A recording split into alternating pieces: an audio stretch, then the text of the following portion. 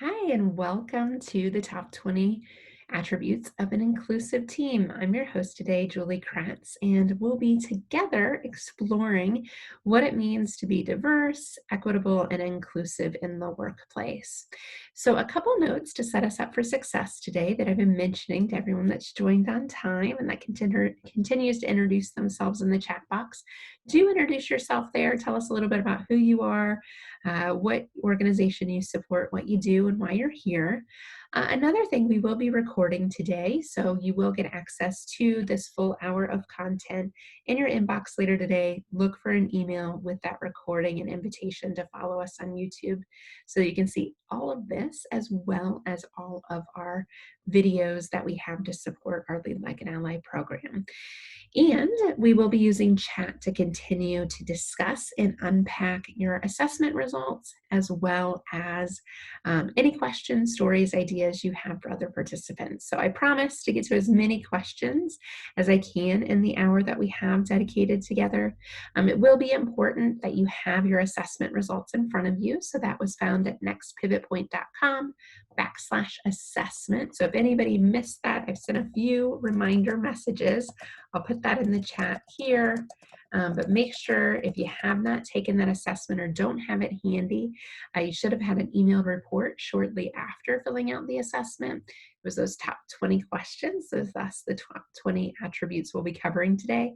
So it'd make a lot more sense if you have that report in front of you. I put the link in the chat just in case you hadn't taken it yet or cannot find your results. Don't spend your time doing that now and do that later. And by all means, we'll make sure that you have access to all this great content. So my promise to you is at the conclusion of our time together today over the next hour, I want you to better understand what your D&I results report means, those top 20 attributes, where you can focus. And really, what I tell organizations is you're likely to have some really obvious strengths and some really obvious opportunities. I have yet to have anyone score a perfect 50 out of 50 on that scoring on that report. So good news is you're not alone. Based on your results, based on your scoring, I'll give you some ideas of where you can focus and really best leverage your time. We know time and resources are finite as always, especially in a pandemic world.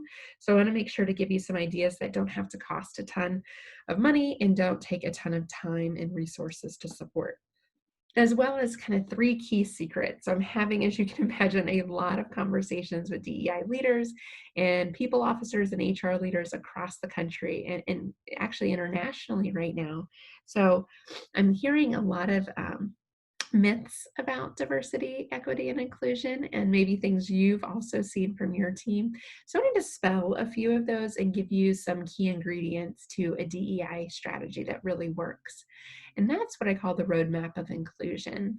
And the organizations that are thriving today that have already been able to adjust and pivot to conversations on racial injustice have really always intentionally been involved in this conversation. So this is nothing new.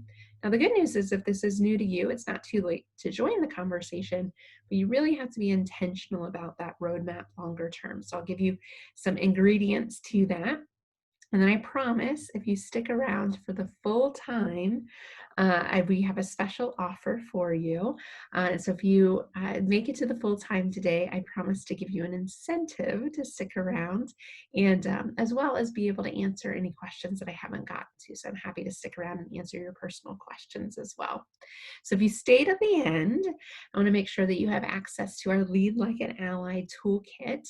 I actually crafted a full inclusive leadership program based on this topic. So there are 12 key attributes that we unpack with 52 modules actually of content. So you can see that you'll get the full checklist of all of the content to think about with your diversity and inclusion programming. Everything from knowing your ally role to how to have conversations on race and unconscious bias, big hot topics in corporate America today, as well as I'll be giving away some copies of my book, Lead Like an Ally. So stay tuned. The workbook itself is a $19 value. The checklist is in the book, Lead Like an Ally, which is a $15 value as well. So If you stick around, I'll be giving away some copies. And then pay attention, if you could, a call to action for you. I've dedicated this hour to you. I spent a lot of time actively filling this program and making sure I had the right leaders on the call today. So if you could close down your email box, I know it's tempting. Put your phone somewhere else out of arm's reach, please. Pretend that it's burst into flames for the next hour.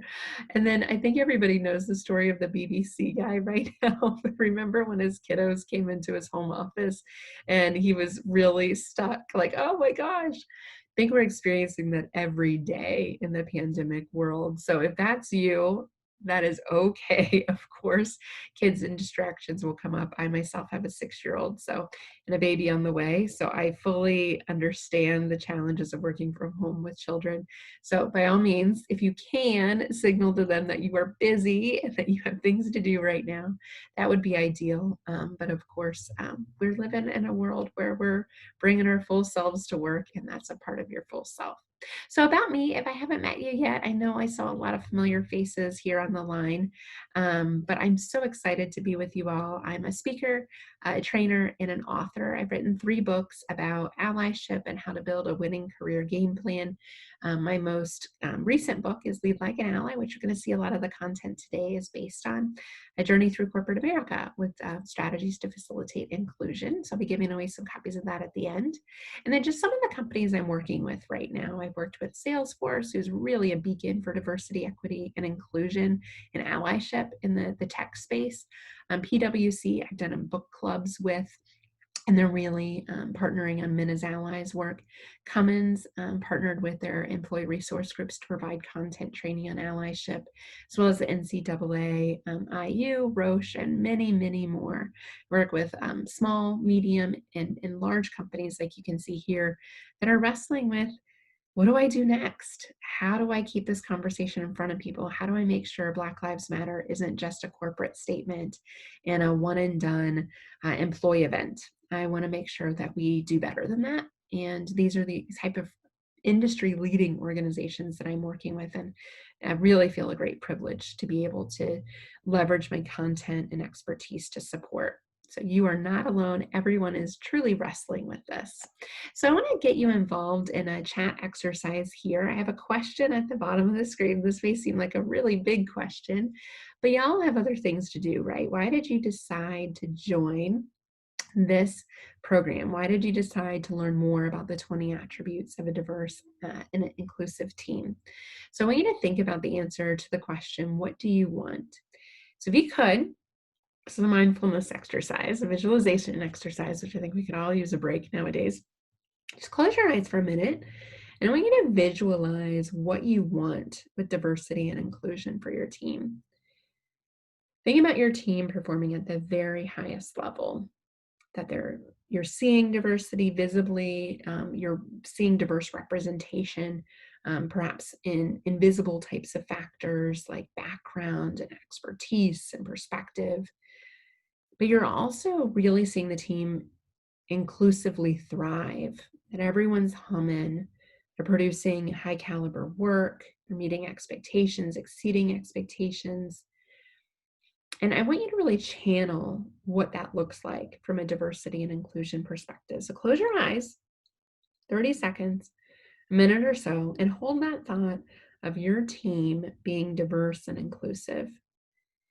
Think specifically about, what do you want from your team to really operate and be the most diverse and the most inclusive that they can be. So I'll pause and let you answer that question on the chat.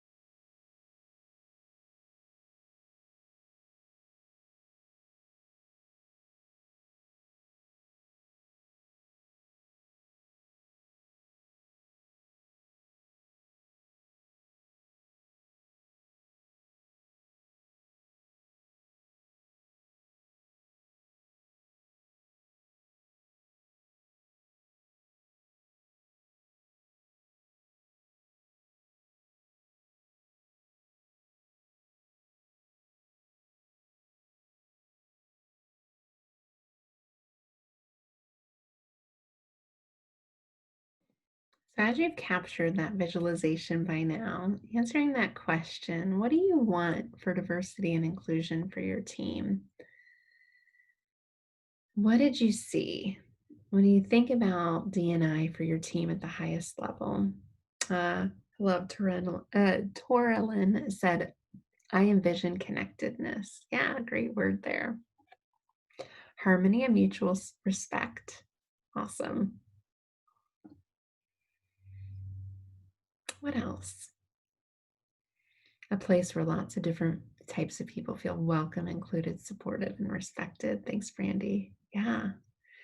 And one thing to note here, when we say diversity, we don't always mean visible things like gender and race. That's what we can see, but there's so much more to our humanity beyond that. Wendy helps staff be open-minded and know how to respect. Yes, open-mindedness. I hear that as a big one. Innovation, too. Different thoughts, different backgrounds, different ideas working together towards a common goal. Perfect. Thanks, Stacy. Really good. Other thoughts here? Melissa said, I want to be a natural part of everyday work. Yes. Wouldn't it be nice if we didn't have to do this extra thing? LT, ability to challenge and push each other to do our best work respectively, of course. Marvin, D and I to be a part of who we are, not just the physical attributes, but diversity of thought experiences. Yeah, as a culture, not an action to do, something to do. I love that. Yeah, yeah, really pushing beyond the boundaries. And I think traditionally we've described it really tactically. We focused on core values. We focused on the simplistic parts of it. And I think what we're seeing is emergence of a real challenge to deeply commit to DE and I, diversity, equity, and inclusion, much more embedded in our culture than an additive piece. So thank you. These are great thoughts. So keep them coming. Anyone that joined late, we're doing intros as well. Thanks, Aisha. Equal opportunities and respect for everyone. Perfect. We're doing intros there. So I'd encourage y'all to connect with each other. LinkedIn is a great resource. Look up people's names if you're intrigued by their background, what they share in their intro. Go ahead and put a plug for something you're working on there. This is a chance to connect with a broader community. So do engage in that chat, and I'll be monitoring it with some activities throughout our discussion today. So there's 20 attributes. So by now, you should have taken the diversity and inclusion assessment on my website, nextpivotpoint.com/assessment. Hopefully you have the report in front of you. So I want to pull that open and share all those 20 key attributes and help you unpack what your results mean. So how I got these 20 attributes was really from the last 6 years of being in my business and for my 12 years prior to that in corporate America, leading teams and really helping with diversity and inclusion from my own leadership perspective. The last 6 years, I spent deep in research and writing my books and interviewing experts and giving talks and answering lots of candid questions about this. So this is a full body of kind of quantitative and qualitative research and personal experiences with my own corporate career. But what I found from teams that really thrive in diversity and inclusion, they do these things really well. Okay, so when you took the assessment, having a consistent definition, and this is where a lot of organizations are struggling right now. I'll walk you through a quick framework. If you scored, I would say 3 or less on any of these questions, you got some work to do probably. Conversely, if you scored a 4 or 5 on some of them, like kudos to you, like give yourself a pat on the back. That's not all that common, honestly. The average score I'm seeing on this assessment right now is about a 30, low 30s. It kind of depends on the day. But the score is not high. So it's like a 60-ish% score. And I know for a lot of leaders, like, oh, that's like a D minus. Yes, and you're not alone, and you can really do a lot to improve your score by focusing on a key category. So any of these that are 3 or less, I would kind of highlight and have a discussion with your team and then prioritize maybe 1, 2, or 3 that you really want to improve. And some of them are a little connected, so you might combine them as well. It just depends on the organization. That's why I have them separate.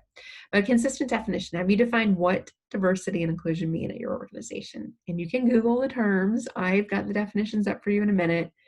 I think it's better when you define it themselves so it's not corporate speak and it's not just things we put on our website and on the wall, right? We know when it's real, when it's not. Is your senior leadership team talking about this? I mean, have you heard them talk about this? And I mean all of them, not just one of them, which that tends to happen a lot. Candid conversations, are those welcomed at your organization? Are we talking candidly about these things? When George Floyd happened, how long did it take for people to actually talk about it? That's a big signal of how much we're practicing radical candor. Do I know my ally role? Have I spent a lot of time with people that are different than me? Do I mentor, sponsor, advocate, coach others that are different than me? If not, I have some work to do. So my manager discusses, and a big one. This is a big one that's usually missing in most organizations. If your managers aren't talking about it, that's a big problem. It's one thing for the senior leadership team and board and your public-facing parts of your organization, your website, and your corporate statements to talk about it. It's a whole other thing when it's actually embedded in the organization and management is empowered to talk about it and just sees it as a part of their job. Feeling seen and heard and belong. Those are huge. Maslow's Hierarchy of Needs, remember that from 1942? Still so relevant, more relevant in the virtual world that we're in right now. Equal pay. So equal pay, do we have a perception around this? A lot of organizations are very closed on this, I'm finding. They don't like this question, like, Julie, can you take that one out? If I do, it doesn't change the perceptions of pay inequality. So just because we don't ask the question doesn't mean that it's not a problem. Wouldn't it be better to know there's a problem so we can do something about it? So the perception of pay inequality is a big part of that question. Do we have equal opportunities for people? And signals that that's not happening is higher attrition rates usually for folks that fit into diverse groups like race and gender groups traditionally, usually 2 to 3x higher. There's a perception, again, that there's not equal opportunities, thus the exodus. Meeting representation, do we have different types of people leading meetings, at meetings? Do we look around the virtual meeting and see diversity? If not, what are we missing and why? Are we measuring it? In a for-profit business, it'd be like not measuring profits, and a nonprofit not measuring fundraising dollars. And come on, if it's important, we measure it. So having measurements, and that's not saying affirmative action or setting goals around this. I think goals are great if your company's ready for that, but at a minimum, let's measure it so that we're accountable for it. And if you're not measuring it, your clients will start asking you to measure it. So wouldn't you want to be proactive in that? I'm seeing that a lot with my law firm clients, that clients are actually asking them to report their diversity numbers. So that's going to be happening a lot more in the future. Recruiting. So are we recruiting diverse talent? Are we going to places? Are we going to the same place expecting different people to suddenly show up? And that's just challenging the job boards, the campuses.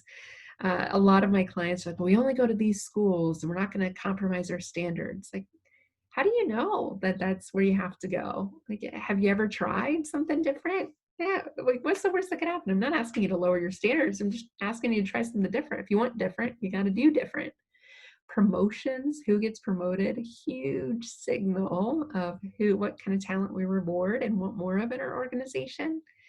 Retention rates, I mentioned that before, 2 to 3x higher for women and people of color traditionally with my clients. A definition, have I defined it? Do I know when someone asks me about diversity and inclusion, I can say it? That if you can't, that's a problem. That goes back to that consistent definition. Calling out bad behavior. If there's an interruption, a microaggression, a not so nice comment, you know what it is. It feels kind of gnarly in your stomach. Do I feel safe calling that out or do I hide? That ties to candid conversations a bit there. Do we do training? This one, kind of like my biased opinion, this could always be better, but most people score pretty low on this one. Like, oh yeah, we did that unconscious bias training 2 years ago. That's not good enough. So we need to have intentional programs, and that's where I give you a lot of ideas today, so I won't spend too much time on that. We'll get to that. Performance reviews, how equitable are those processes? That's a huge part of the employee experience in keeping diverse talent and being inclusive. Consequences for bad behavior, or do we just kind of let it go? Oh, well, so-and-so kind of acts that way. It's just how they are. That's not okay. You're signaling to everyone else that's okay.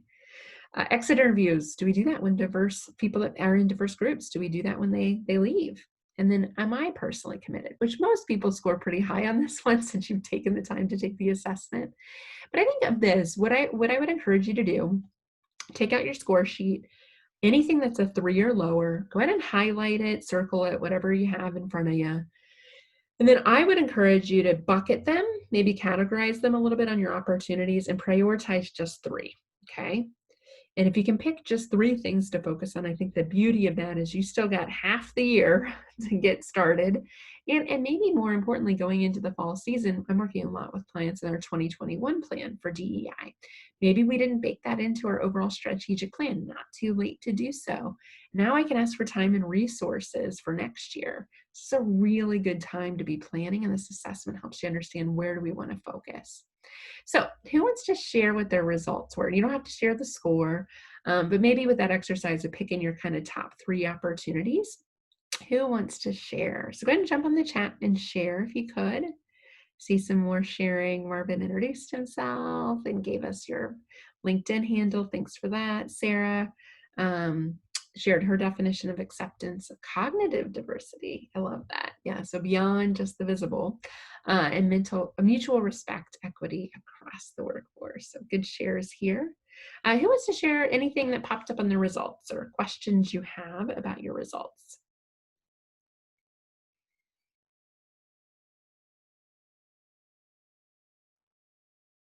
So what were your results? So go ahead and share on the chat if you could.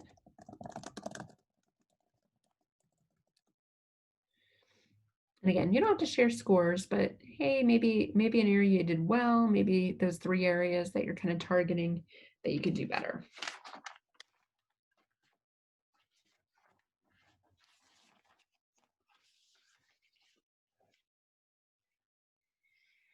It's quiet all of a sudden. This is a judgment-free zone, a safe place. You will not be called out here.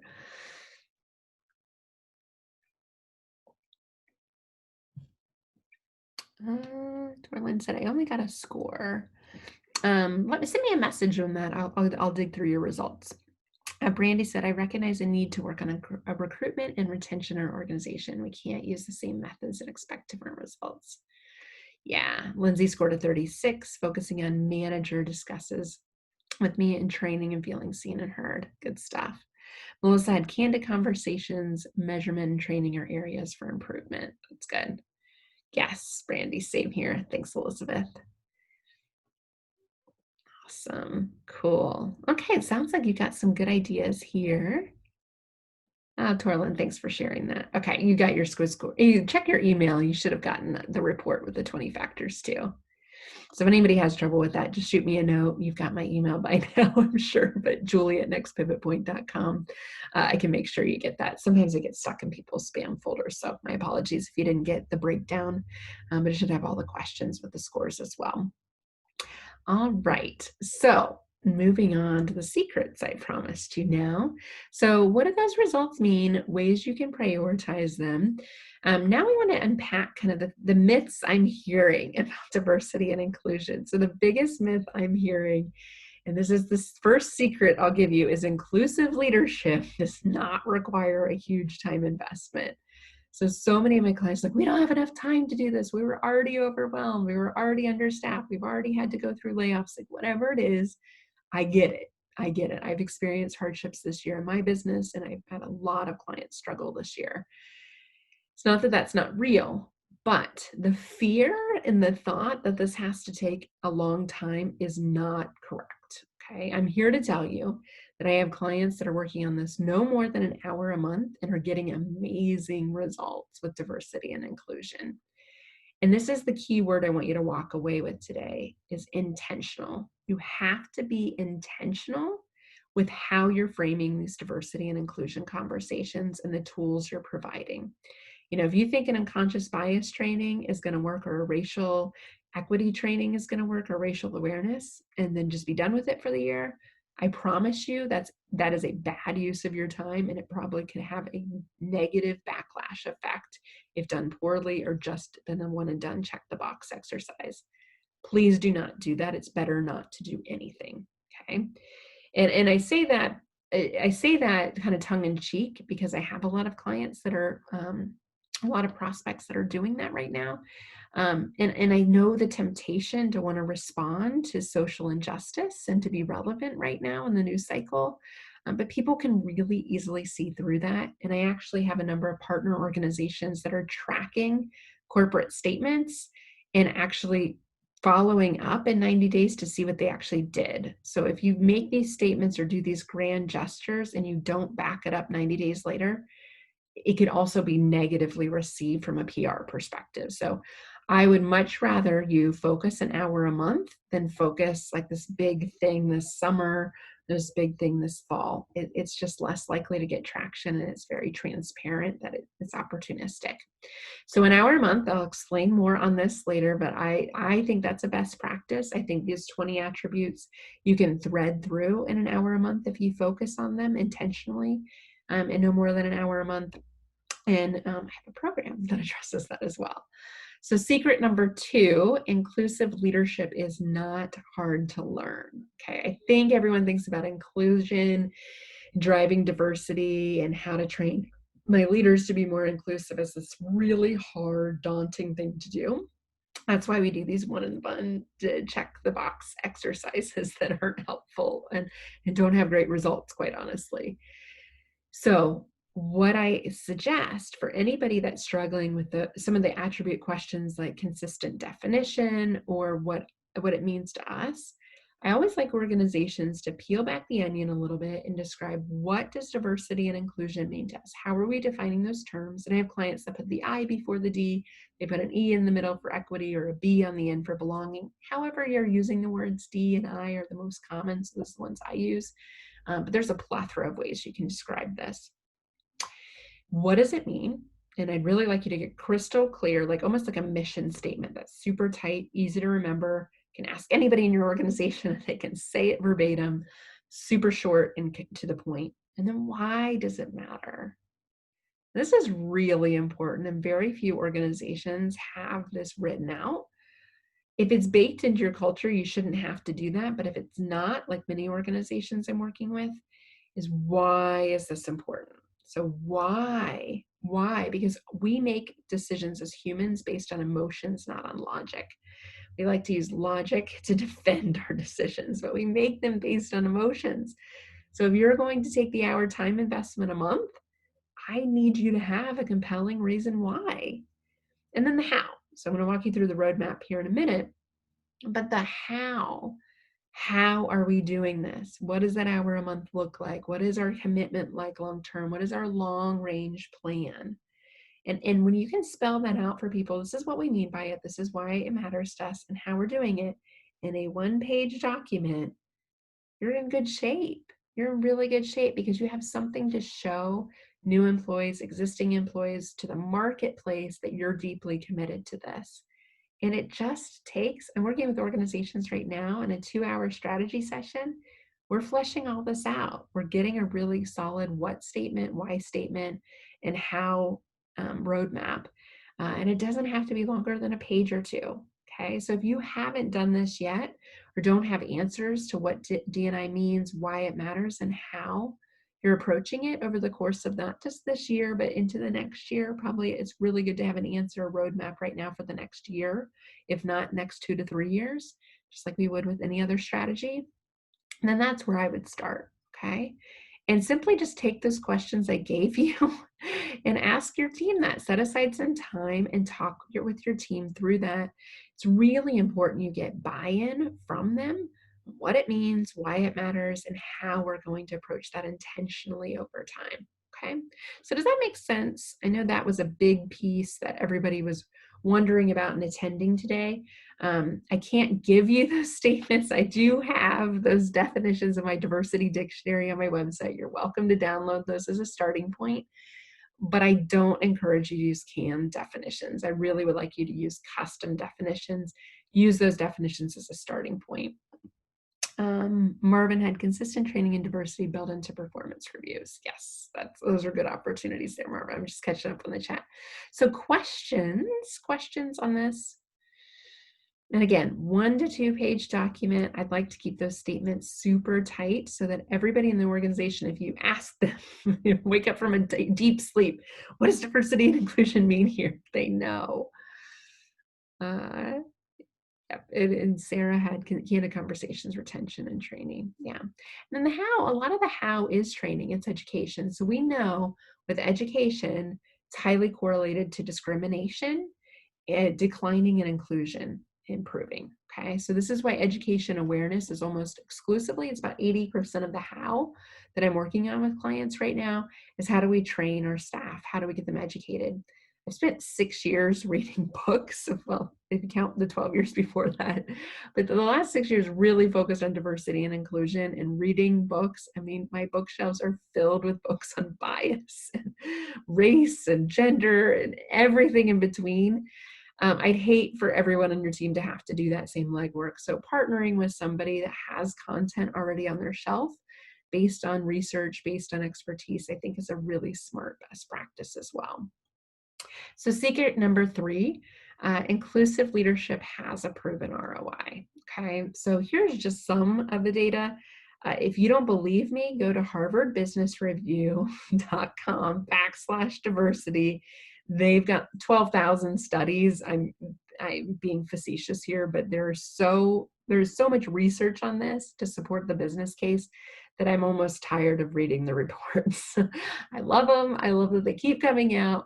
This data has been available for a really long time. So at the same time as this data been available, we have not seen diversity and inclusion improve. So results are stagnant at best. So if you need data to back it up in your organization, there's plenty of it. Use any one of these stats, go to Harvard and download one of the reports. But the ones I like to use is decision making is nearly twice as good. Revenues, 19% higher. Who doesn't want that right now in a recessionary period? And profitability. And these numbers, the profitability number I got from McKinsey and Company, they do a Women Matter report, but they also measure racial intersectionality.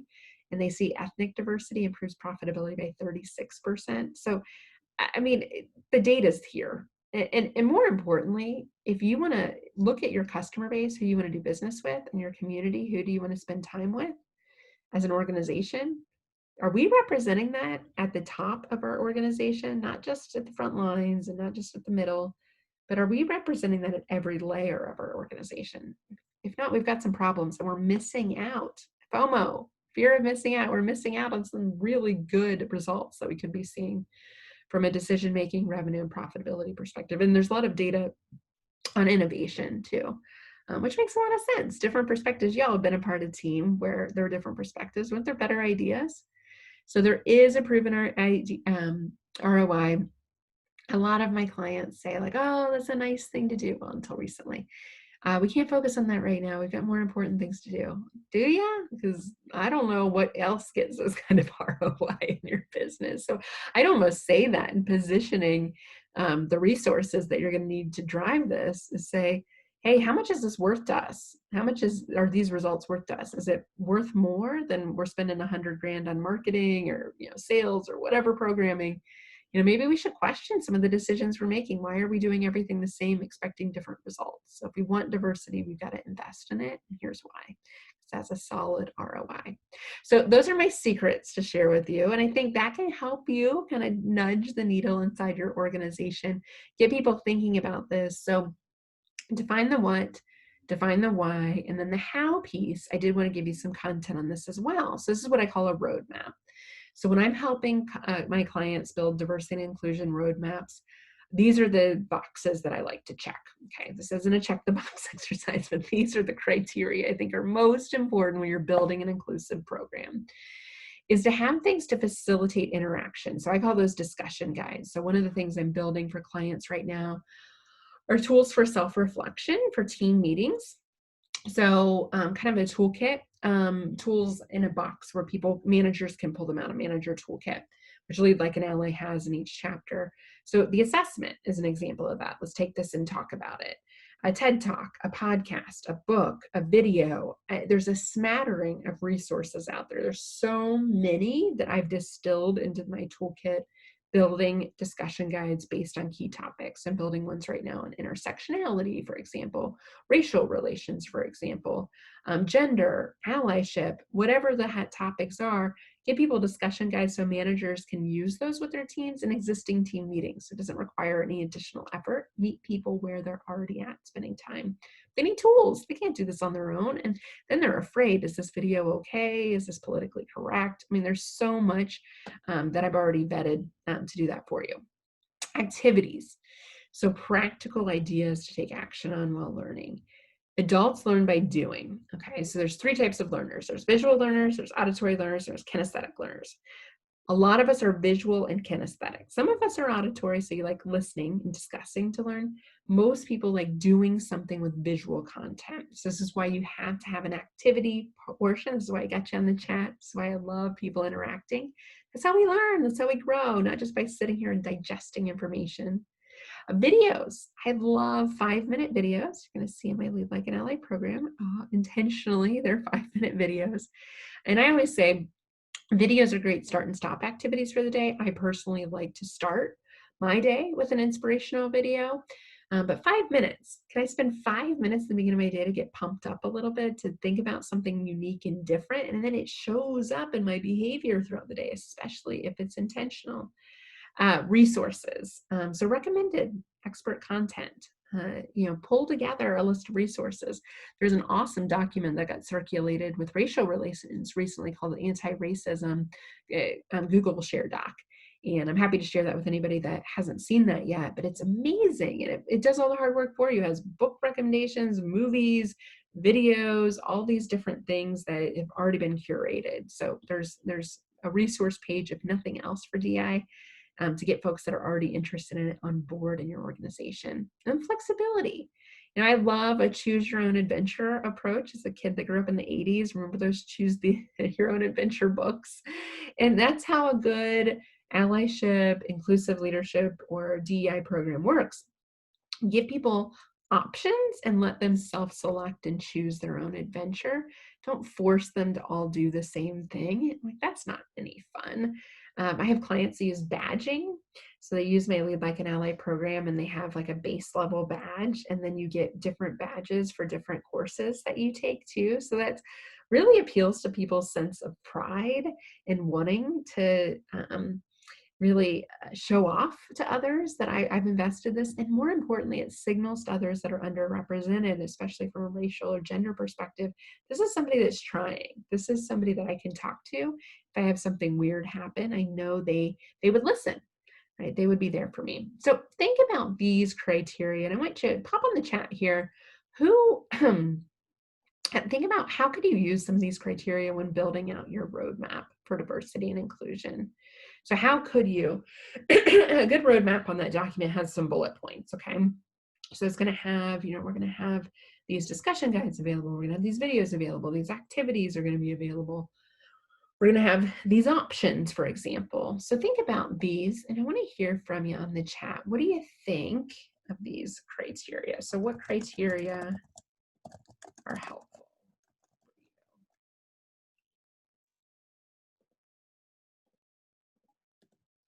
So who wants to share?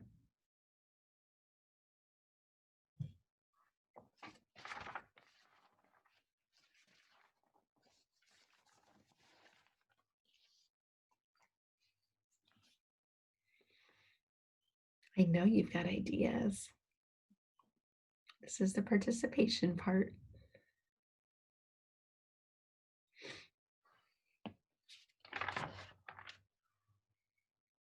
Choose your own adventure, says Lindsay. I love it. It's one of my favorite sayings for allyship. Like, you don't have to do it. There's no one size fits all to diversity and inclusion training.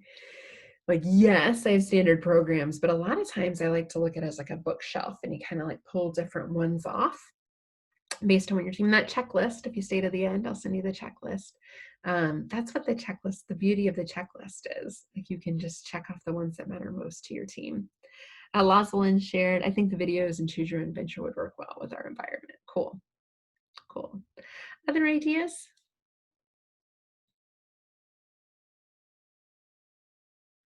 Taylor had quality resources. There are so many resources all over the internet. Yeah, being given vetted resources. I've had that trouble with clients, and especially clients that are a little more conservative and don't want to like be political. I don't think these things are political personally, but especially vetting like solid TED Talks on this. There's some really good ones I've curated and kind of made a huge list of with discussion questions. People need their own discussion questions for those too. Yeah, Torlin said that. I think discussion guides, videos, resources are key. Yep, good. Melissa, activity while learning it. Yes, yes. Activity threads the learning needle. We need to do something with the information to make it stick in our brain. Warima had engaged the employees. How one feels included, feel like they can share their opinion, ask questions. Yeah, make it a two-way dialogue. And that's the beauty of the virtual workplace. I'm doing a lot of virtual content facilitation right now. Just like you're experiencing today, let's get this interactive. We can use polling, we can use breakout rooms, we can make this really, really hyper interactive. So I had, Jana had discussion guides. Many people don't know how to start the conversation. They're nervous, especially middle managers that are 2/3 white men. I mean, can you only imagine how hard that is? And then Torlin has, oh yeah, Starbucks opened up their training content. Thanks for sharing that, Torlin. Really good stuff, base level DEI training that Starbucks was so kind to offer to share with their whole community. So that was something that I think just happened this week. I saw that. Thanks for sharing that. Discussion guides and activities. Thanks, Sarah. Okay, so you said before that, remember when I had to close your eyes and think about your team being the most diverse and inclusive that they could possibly be. Y'all shared what that looked like. They were interacting, they had really good ideas, there was respect, people felt valued, people felt heard. Remember all those things? My guess is that's probably not happening today. So based on your assessment results, where your gaps are, I gave you kind of some secrets, some things to think about. And then would it be helpful now for me to share some ideas on how to specifically help you based on those assessment results and based on where your vision is, what you want? Would it be helpful for me to walk through? I have my Lead Like an Ally program that I'd be happy to share with you to give you some of those learning nuggets to share with your leaders. So, do you want to know more? And remember, so if you can jump on the chat and share if that would be helpful. Love for you to think about your vision, what's missing, think about your assessment, what's missing. Do you want help? And this is a really big question because honestly, you can probably get by with keep the status quo, continuing to do the same thing.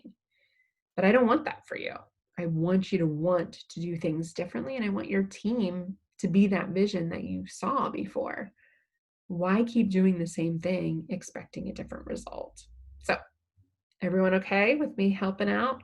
All right. So, the special offer I told you about. So, for those of you who have stayed to the very end, the thoughts on what you're going to get here. So I've actually built a 52-step online program, the Lead Like an Ally program. It's based on my book. It has 52 5-minute video modules with discussion guides for each one of those videos that leaders can take and share with their team.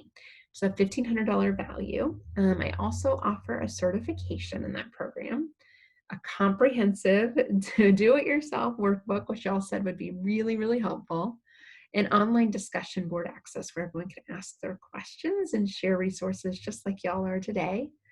And we do coaching called check-ins with leaders to make sure you're getting everything out of the program you could possibly get. Now, that sounds like a huge total amount, I'm sure. It is not, okay? So what I'm throwing in today, because y'all have taken the time to do the assessment, you've taken the time to be here with me, is an additional value point of doing the diversity and inclusion assessment pre and post and having a comparison report to show, hey, this is where we were with diversity and inclusion before the program, the Lead Like an Ally program, and here's where we're at after the program. So you can actually measure the ROI of having participated in the program. The second thing is offering this video series for your team. So I have a video series that goes over each one of the attributes in the assessment and explains more about how to lead inclusively. So you're going to see that more. I'm going to give you a preview of that and an email series following this. So be on the lookout for those. Those are really great discussion guides to share with your team as well.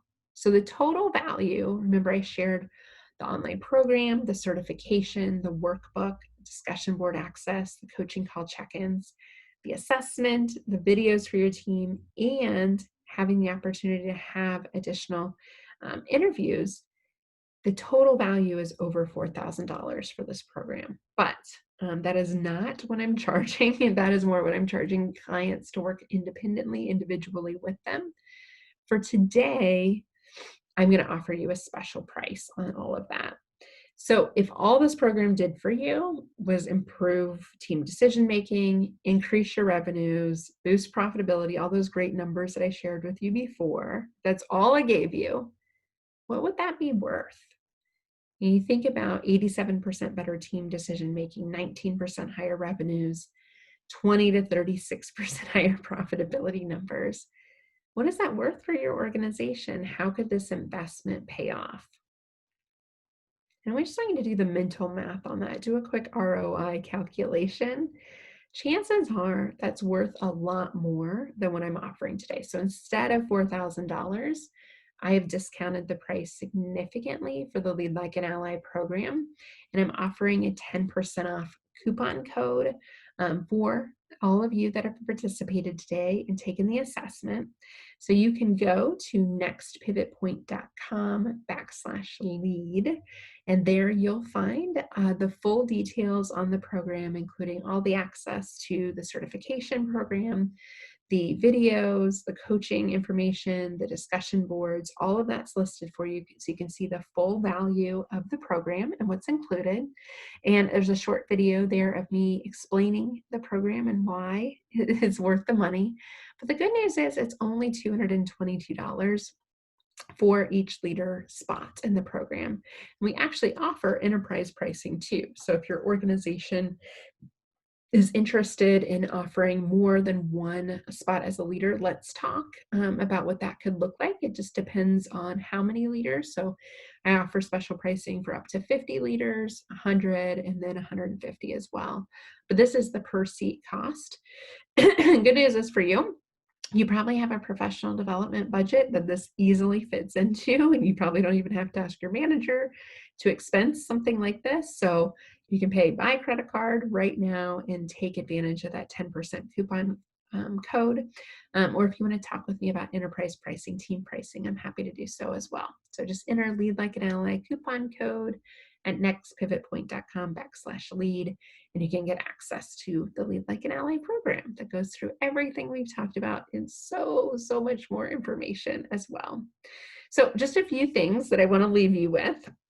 Aside from joining the program, I'd love to have you in it, is break the bad habits. If you think about all the things, the reasons why we're not as diverse and inclusive as we possibly could be today, because we have bad habits as human beings. I myself grew up in a world where diversity and inclusion wasn't discussed. I just didn't feel included in corporate America. That's why I stopped working in corporate America and started my own business. I just didn't have the language to describe that then. Research shows it actually takes about 60 days on average to change a habit. And that's why the Lead Like an Ally program is intentionally 5-minute videos once a week. So no more than an hour a month. But after a couple months of that intentional habit, you start to change behavior. We did not get here overnight. If we think centuries of inequality is going to be solved with one swift action or corporate statement, we're far mistaken. We really can't solve this overnight. So I'd encourage you to think about how you can be intentional, use a program like this that really builds key skills over time. And did you know that our brain actually has to hear something 7 times to believe it? Seven times to believe something. I find that amazing. And I find that to be true for me. Once I see it, my husband says, well, I said that. And now someone else told you and you believe it. Yeah, I probably had to hear it a couple of times before I believed it. But most people, it takes 7 times. So again, that's why the Lead Like an Ally program intentionally has those 52 different weeks of content.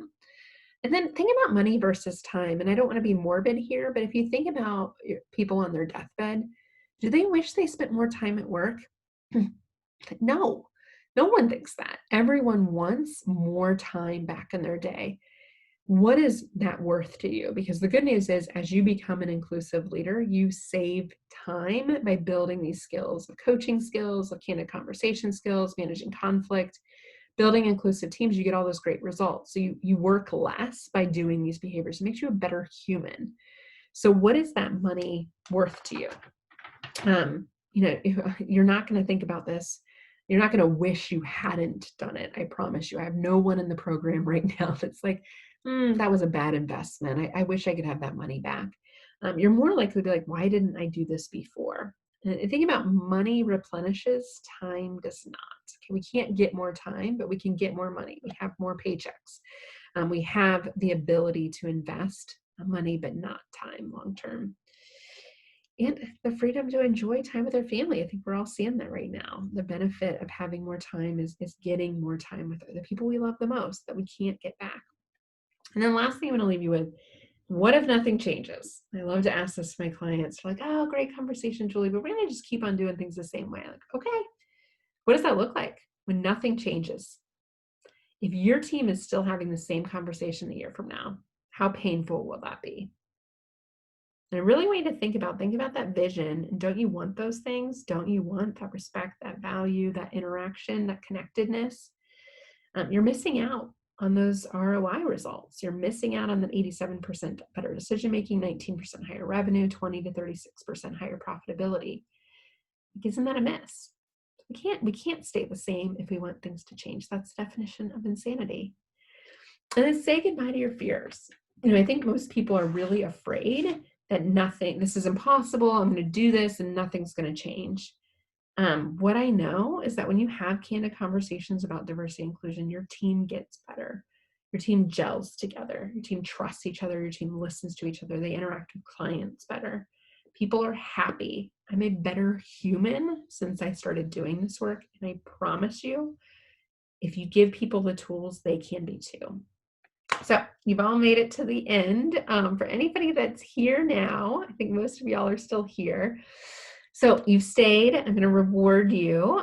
Just chat me your email address and I will send you the Lead Like an Ally workbook that goes in the program. So you're going to get access to the full workbook, which is a $19 value, as well as the checklist that you can score with your team. So not only now do you have the assessment, so focus on key areas. You'll have the checklist to kind of think, where do I want to build my roadmap? And you'll also have the workbook, which is a self-guided workbook to build your inclusive leadership program. So I'll give that all to you this afternoon. Since you stayed till the end, I will reward good behavior. Cool, I see 7, 8, 9, perfect. I will send all of these to you. So just chat me your email address. You get that workbook for free and the checklist.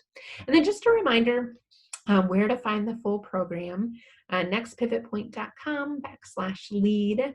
Again, huge value. If I had to put all the content together that I'm going to teach you, from self-awareness to self-management to knowing your ally role to comfort with discomfort, how to create space for others that are different than you, how to build your own inclusive leadership style, how to have candid conversations, unconscious bias, gender, race, LGBTQ, and build sustainable systems. You get all this content, again, just for $222. So if you could benefit from this, go to the website. You can see everything that's included, nextpivotpoint.com/lead. You can sign up for the program there. JC on my team that's joined the call, she is amazing client experience manager. She'll make sure you have everything you need to be successful and check in with you. So don't worry about anything technical or weird, or if you don't like it, like, we're happy to give your money back. We've never had that happen before. Honestly, people usually get in and they're really thankful that they invested the time in themselves. So last kind of pitch for that, but as you can tell, I'm really passionate about this and spent a lot of time building this content. I built this way before what happened this year. I actually built it this time last summer. The content is still it's very super relevant and it's constantly updated in the workbook with new resources and things that we're finding. So I just want you to know this is timeless, but also very timely in the way you deploy this to your team. So I hope to see you there. What questions do y'all have? I know we're in the closing minutes here, and I've got a lot of email addresses to send workbooks to, so I'll get those to you this afternoon. JC says hi. That's JC Warman, who's my client experience manager. JC, thanks so much for joining today. Thank you, everybody, for your interest. This is awesome. So glad this is helpful. So again, you'll get access to the recording from today. So if there's something you missed, or if you had one of those kiddos break into your room, I'll get that recording to you. And you'll also look out for a short video series. We'll unpack some of these key attributes of the program so that you can get kind of an experience around the program and what it would look and feel like. It's much more robust in the paid program, but I want to give you a flavor for it. So I'll do that for you as well. So stay in touch. Let me know if there's anything I didn't get to today that you were expecting. I'd love to hear from you. Thanks, Jocelyn. Oh, thank you, Torlin. Torlin, does it explain microaggressions? Yes. So in the unconscious bias section of the course, I have a specific module on microaggressions, what they are, why they matter, and then how to, I call them intervene, to interrupt microaggressions. So a microaggression, for anybody that hasn't heard of it, it's a subtle, action or behavior that signals to somebody else they don't belong. Interruptions are a common form of microaggressions. So yeah, there's a specific course on that. Yeah, I love microaggressions. They actually kind of fit in with a lot of this stuff. You wouldn't need to do a lot of this stuff if microaggressions weren't happening. Microaggressions are often called death by 1,000 cuts, which seems, that's why it's so confusing. It's like, well, it was just interruption. But when you're interrupted 20 times in a day, in addition to little comments here and there, it's a big deal for underrepresented people. Thanks, Andrew. Thanks, Marvin. Awesome. Any other questions? So thankful for everybody. I'm glad this was helpful. This was really fun to be with y'all. I could talk, I could talk about this for days.